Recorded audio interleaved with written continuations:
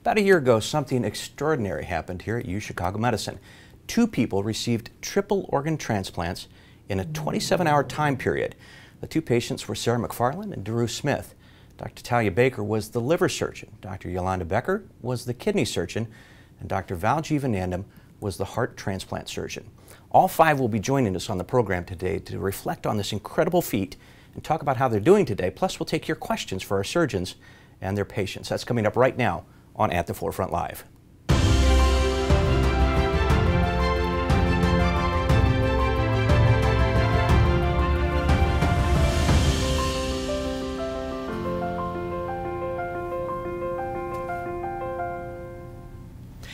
And welcome to At the Forefront Live. I want to remind our viewers that we'll take your questions for our experts, but please remember that today's program is not designed to take the place of a visit with your physician. First of all, thanks for being on the program, everybody. It's been a year. Yeah. Does that even seem possible? It's been an amazing year. Yeah, incredible year. So let's just kind of go down the row and have each of you tell us a little bit about yourself and yourselves and your position here at UChicago Medicine. And we'll start right with you. My name is Dr. Talia Baker. I am the program and surgical director for the liver transplant program at University of Chicago, and I've had the privilege of being part of this very multidisciplinary team doing these multiple organ transplants. Dr. Jivanandam? Sure. My name is Val Jivanandam. I'm the chief of cardiac surgery and director of the Heart and Vascular Center, and I've been here for 22 years and have seen the evolution of transplant in a fantastic way, and was really privileged to be working with Yolanda and Talia and getting these patients done, and it's so gratifying to see how great they're doing. And Dr. Becker. Hi, I'm Yolanda Becker, and I'm the director of the Kidney and Pancreas Transplant Program. It really is a privilege to be here today, and it's hard to imagine that a year has gone by and how great everybody's done.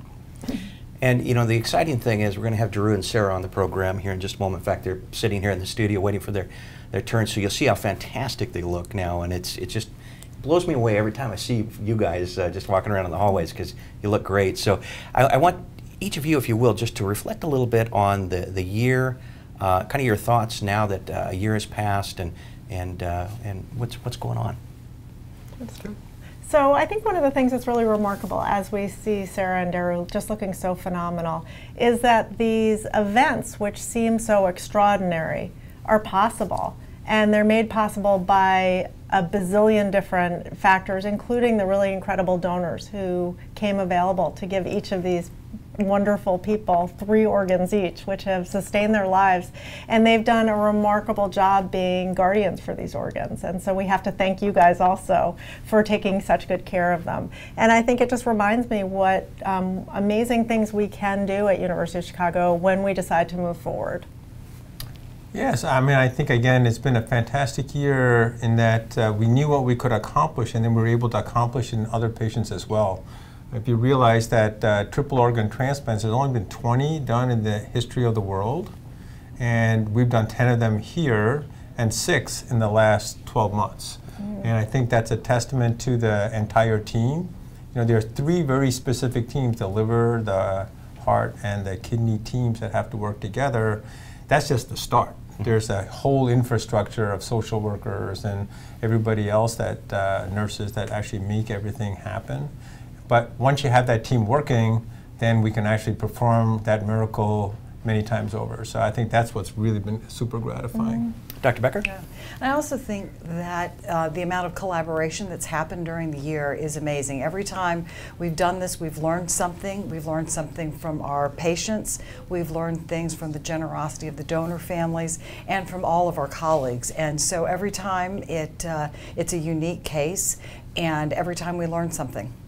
You know, the 3 of you obviously are close to this, and you do this every day, and this is probably you know, just another day at work for you, even though it's very special, I know, for you. But from a kind of a layperson standpoint, when I observe and get to see little bits and pieces of what you do, and I'm just blown away, first of all. But it's what really amazes me, and I think what really impresses me, is the teamwork and the fact that you take these these different disciplines and you all work together and put it together in this big puzzle, and it benefits the patient in just extraordinary ways.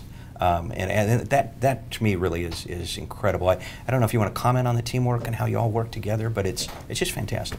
I think absolutely, and I think one of the things that we've learned in this process, because we've learned so much in this evolution since a year ago when we kind of started this journey, although many had been done at University of Chicago, it's almost becoming, I don't want to use the word commonplace, but it's becoming something that we do. But I think, as Val said, I think there is a tremendous number of people who come into this. Just getting to the operating room, the procurement staff, the OR staff at the donor hospital, the amazing donor families who do this.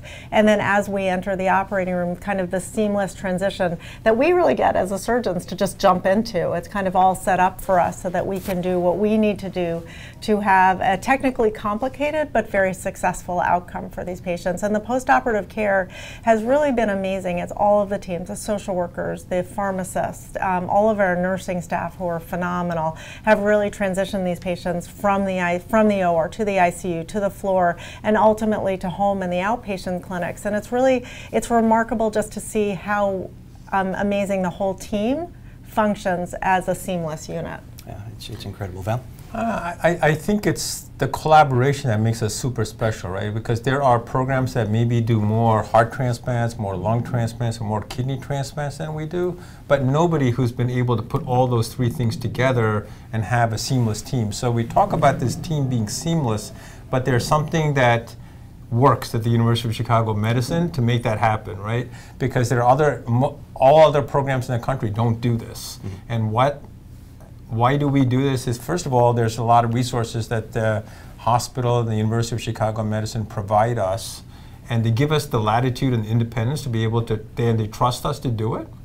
And then, of course, we have a great team that works together, and it's a natural cooperation, but it's also something that we work very hard at by having really a lot of communication.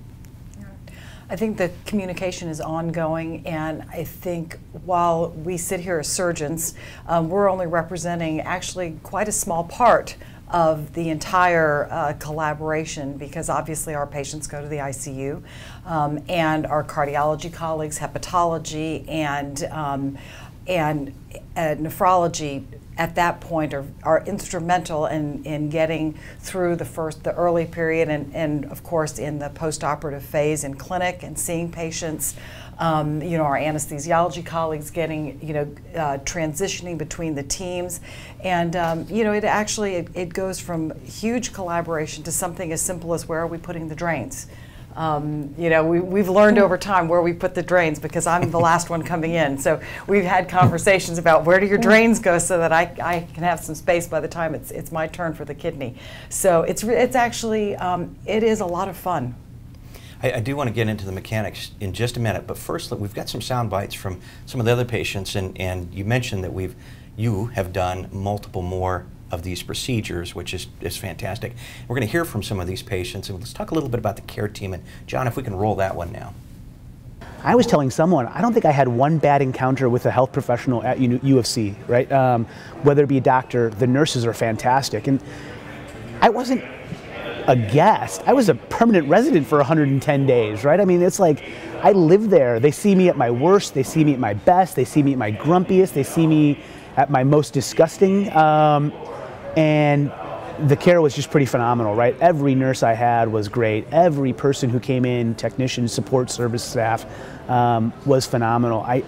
Even when I was grumpy and impatient and maybe not in my best behavior, their behavior was always impeccable and just gracious. The doctors, the nurses, the staff, and everybody are focused on me and the patient. It's all about what they need, what they want. And but if you ask for something like you can't have ice cream or pizza, the answer is no. And the nurse will not back off of that. And you can negotiate, you can cry and beg, but the answer is no. But other than that, they will get you a glass of water, whatever you need, So we shot those interviews a few weeks ago, and it was not too long after each one of their surgeries. So you see how those gentlemen look, and it's just fantastic. I mean, again, hats off to you guys. You did a wonderful job. Talk a little bit about the mechanics, though, of the whole process, because this is fascinating to me. There's a very specific process and a timing that you have to stick to as you do the different transplants. And I don't know if you can kind of lead us through that. Sure. So the donor timing is one thing. So the donor, all of the organs come from the same donor. So we actually send out 2 separate teams. We send out a thoracic team and an abdominal team who deals with both the liver and the kidney. So once that has been done and we get the go, the heart comes back first. And then Dr. Jivanandam comes in and does his heart transplant. And then we very seamlessly and pretty quickly and efficiently have to transition over to the liver piece. Now that transition includes not just us coming in and transitioning, but the entire OR staff basically transitions in this kind of beautifully choreographed ballet. So there are different anesthesiologists who very much not only just transition one in, one out, but they work together so that there's an overlap, so that they can know, for example, that the hemodynamics of the heart are of a state where it's safe to proceed with a liver transplant. Our OR, the people who help us with our circulators and our coordinators up at the table change also. So the instruments, if you can imagine, completely change. Perfusion changes. Everything changes, but in a way that is completely seamless and doesn't in any way impact the care of the patient. And then once we're done with the liver, the heart and liver both close their incisions, and then we transition over to the kidney piece of the operation. And in the meantime, while they're working on the heart and the liver, the kidney actually is the last thing to come out. So the liver team leaves, and after they leave, the kidney gets packaged, and it actually gets sent to Gift of Hope for pumping and then back to us. So it has to go out to Itasca, and then it comes back to the University of Chicago, because the kidney of all the organs will keep the longest, and there are ways that we can help to preserve kidney function by placing the kidney on a pump. So we do that. So there's also a transition team, and there's also the Gift of Hope, who also actively participates to take the organ back and forth to Itasca, and that way it arrives on time. So when the heart and the liver are done, then we will proceed with the kidney. And again, there is a switchover, a complete changeover of where the incision is made. The instruments are different. Even the retraction system is different. At that point, the patient is hopefully a little more stable. So we actually completely reposition from the liver and the heart, where, you know, for the heart team and the liver team, the arms are down. We completely move the patient and put the arms out so that the anesthesiologists have access at that point in the case, because at that point there are other things that may happen, and it's nice for them to have access. So it is quite a dance at that point. So I had no idea that you actually sent the kidney goes out and goes to another. That's very interesting. Correct. And these are large teams. Now the operator rooms are pretty big rooms, but they're not huge. So you've got a lot of people shuffling in and out. How many people, Val, work on this whole process? It's probably hard to even guess on that, isn't it? Well, you know, for the heart team, you know, we have 2 perfusionists, we have 3 nurses, we have 2 anesthesiologists, and we have 3 people up on the table. That's the minimum, right? But these procedures are fascinating enough that there's always residents and medical students and other people watching. And so that's kind of where we start. And then towards the end of the heart transplant procedure, as Talia said, the liver team will come in, and for a period of time you have the entire liver team and the entire heart team, and they hand off to each other, right? So this is like you know, switching drivers on an Indy 500 race car, right? So, because you don't want to slow down. You can't slow down because the heart or the liver or the kidney can't survive outside the body for too long a period of time. So you have to save time. On the other hand, you also have to be meticulous as well. So there's a handoff from the surgeon, from the nurses, the anesthesiologist, and that has to happen without anything actually stopping.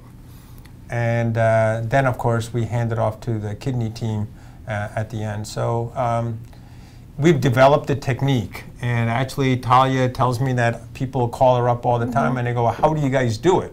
And it's just something that we have just done organically, but now we actually have to put it down on paper to teach other people how to do it. But clearly you're doing something right, because again, as you look at the folks that have gone through this, they do well. And we got another soundbite that I want to play real quickly, John, talking about the recovery of these patients.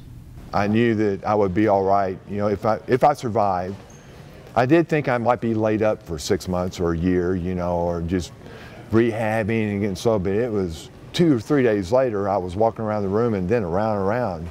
I couldn't believe it. And, you know, this little complications here and there, but nothing major, nothing serious.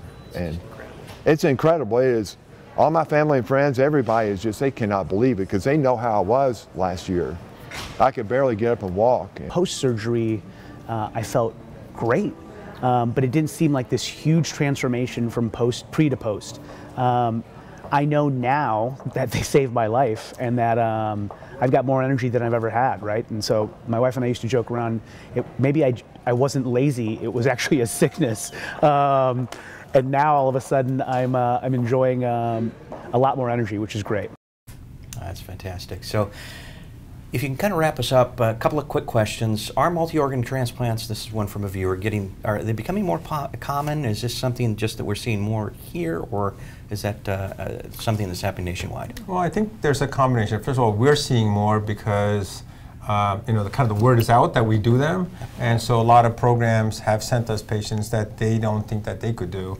And so, and that's kind of our specialty at University of Chicago Medicine, right? Doing things that other people don't want to do and doing them really well. So I think we are seeing an uptick in multi-organs. I think the other thing is that with advances in medical therapy and in other medication, we're seeing patients who are sicker, and by the time they come for a heart transplant, they often need a kidney transplant as well, or they may need a liver transplant also.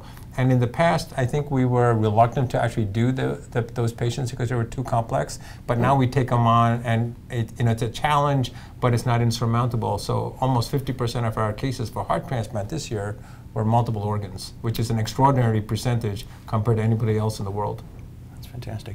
So I want each of you, if you will, just leave us with a parting thought, and then we're going to get to our patients, Sarah and Daru. I'm very excited about that here in a moment. And before we do that, though, I want to thank you again, first of all, for the wonderful work you do, and coming here to tell us about it. That's so neat, and I think our viewers probably just love that. I did anyway. So we can start with you, Dr. Sure. Dr. Baker. I think that, again, it comes back to having the privilege to be part of these really extraordinary things. As Val just said, we at University of Chicago really want to do things that other people won't do. And that's a challenge, that's exciting, that's scary, but it's also a huge privilege. And I think the expertise that the entire team brings together to have outcomes like this, when we see Sarah and Daru just looking so wonderful and our other recipients as well, I think it's something that makes this institution really unique. Fantastic. You know, we have that tagline at the forefront of medicine, and it actually is true, right? Because the atmosphere, the resources, the infrastructure that is provided to us allows us to do extraordinary things, and it's really a privilege to be able to participate in doing those and seeing how well the patients do. I mean, you've seen the Soundbites, and you know, they seem like had a lot more energy than I do. Maybe I need Dr. Becker? Yeah, I think as we head into the holiday season, it's important to express really gratitude. Gratitude to the donor families, to our teams that make this happen, to our patients. I had the privilege of seeing all 4 patients in the cafeteria and never realized quite how short I was. So thank you for that. But truly, it is a great privilege to be working at this institution where we can be at the forefront, and also true gratitude to our patients for taking care of themselves, for entrusting us with your lives. We appreciate that. That's fantastic. Let's take a break, and then when we come back, we're going to talk with Sarah and Daru, and you'll hear their stories and how they're doing today, and just prepare to be blown away, because it's going to be great. University of Chicago Medicine is advancing the forefront of health every day with breakthroughs in immunotherapy to fight aggressive cancers, leading-edge treatments to prevent a major cause of stroke, and game-changing orthopedics for elite athletes and the rest of us too. We're bringing research to reality and making the extraordinary possible, so you can experience advanced care in everything we do. Welcome to the forefront. And welcome back. We have Daru Smith and Sarah McFarland joining us now. So excited to have you guys on the program. We just talked to 3 incredible surgeons, and you guys have the stories, though, because you're the first back-to-back double, triple transplant team in history, I guess. So pretty cool. How are you guys doing today? It's been a year now almost, and it's just, that blows me away. How are you? Let's get kind of caught up with you first, Daru. How are things going? Pretty good. No, I don't want to say pretty good. I want to say amazing.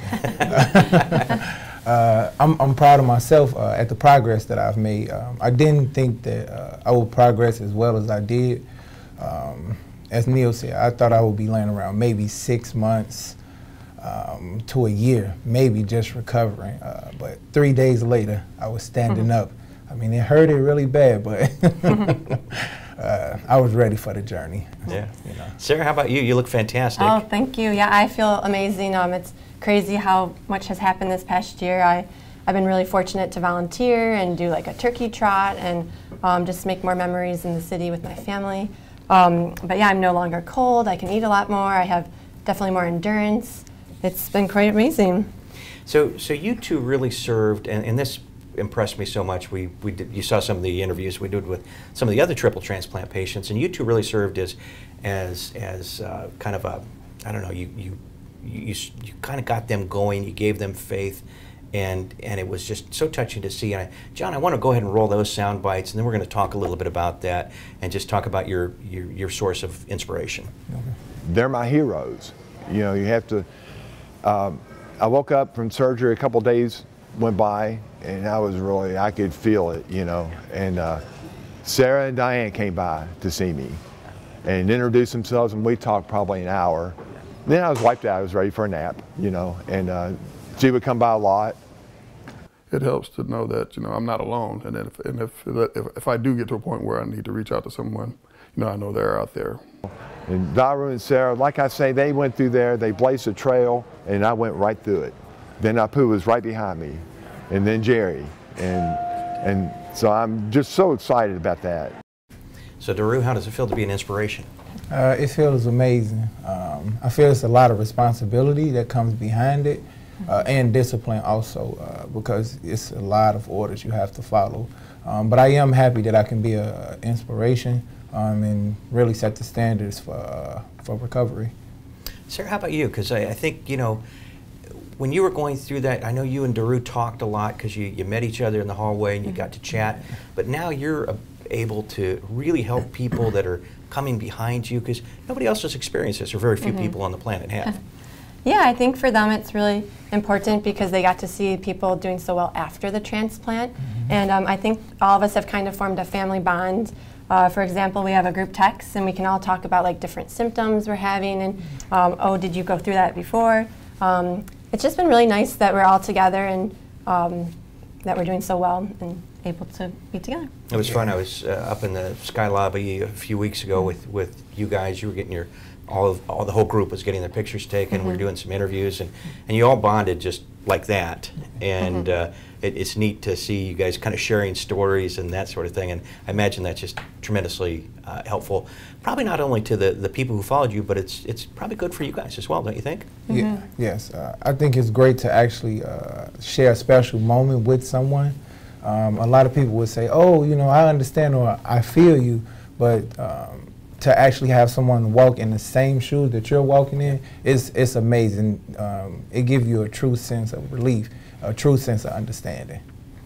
Yeah, actually that specific day we all went to the 4th floor to visit the most recent triple transplant, and it was so cool to see the response from the nurses and just that family member.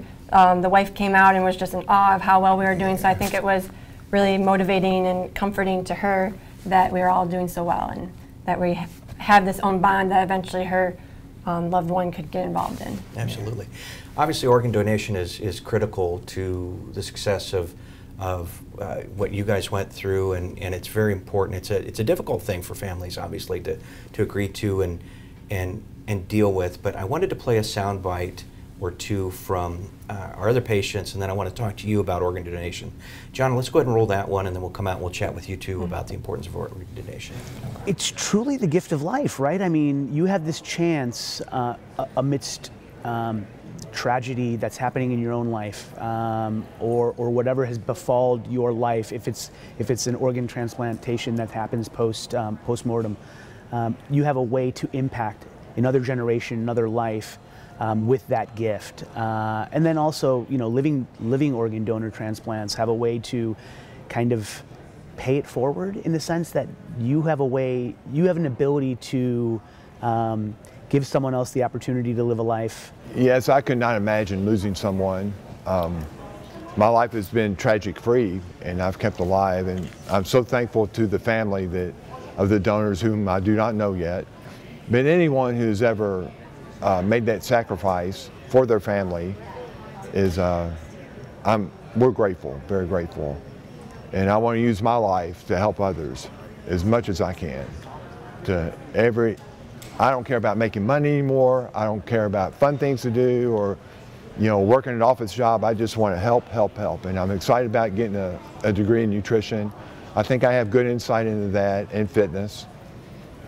So that's what I want to do. And thanks to all the donors. It's so important for that. I'm one person who took 3 precious gifts, and those could have been used for 3 different people, right? And so I feel a huge responsibility honoring that gift. But the people I've met, the people who have received similar gifts as me, I think all to the person feel that same way. And I think that's a testament to the awesome power of the gift, the fact that it does change lives and transforms people. So I don't know, I feel like if I could have that conversation with families, it's just the power of your gift is going to change someone and allow them to live a more fruitful, productive, healthy life. And that person might end up doing nothing more but raising a strong family and raising 2 young boys. But that might be all that's needed to do. So, Daru, what would you say to someone considering organ donation or a family considering organ donation? I would say that it's life-altering in an amazing way. It's just a lot that can be done with it. As you can see, me and Sarah, we wouldn't be here. I wouldn't be able to celebrate my family, celebrating being here. I believe that organ donation makes a major difference. You can save a lot of lives. You know, I would think that the goal in life would be to make a difference and give back, and organ donation would definitely be a way to do that. And Sarah, one of the things you've told me about organ donation is that you take this gift so seriously, and it's just, you know, to you want to honor the person who did that. So it's very important. Yeah, and I think it's important for families and other people to know that, because then it might make their decision easier to become an organ donator. And I think it's really, I think I'm living testament that organ donation does work, because I had my first transplant when I was 11, and now 18 years later I'm still doing healthy and well. And I kind of wish it was an easier conversation on tables with families. That way they knew when their loved one did pass away that it was a decision that they wanted to do. And I also had the opportunity to go to the U.S. Transplant Games. Oh, yeah. And when you're there, there's just transplant recipients from all the states and the donor families. So for families that have been donors, I think it'd be really important for them to go there, as well as, oh gosh, I had something in my mind. I forgot. That's okay though, but it's exciting to see the positive, obviously, that comes out of that. Yeah. And I'm sure you can see that at those games, because you see all the recipients who are doing so well. So we're about out of time, but I do want to ask the future. The sky's the limit, and Daru, I want to start with you. You got your whole life ahead of you. You got a young son. You have a wonderful family. Yeah. It's an exciting time, I imagine. Yes, it's very exciting. Again, like I said, the sky's the limit. I'm looking to open a few businesses. Definitely raise my son. Yeah. That's my most prideful moment right there. I bet he's just getting bigger and bigger, isn't he? Smart too, smart. It's making me nervous. That's awesome though. Yeah. Sarah, how about the future for you? Yeah, I'm excited. I just got permission to go back to work. So in the new year, I plan to get a job, and I recently got my OT license in Illinois, so that's exciting. And yeah, I'm just really excited that I'm feeling so well. I'm able to eat. I'm no longer cold. And my mom and I are looking forward to doing the Hustle, the John Hancock building. So that shows just how well I'm doing and how much energy I have. Wow, that's tough too. Yeah, it is. Hats off to you on that one. Guys, thanks so much for doing this. It's wonderful to see you again. It does not seem like it could be a year. Yes. You both look fantastic. Thank you. Thanks for having us. That's awesome. All right, we are out of time. That's all the time we have for the program. Please remember to check out our Facebook page for future programs and helpful health information. Also, if you want more information about UChicago Medicine, please take a look at our website at UChicagoMedicine.org. If you need an appointment, you can give us a call at 888-824-0000. 0200. Thanks again for being with us today. Hope you have a great week.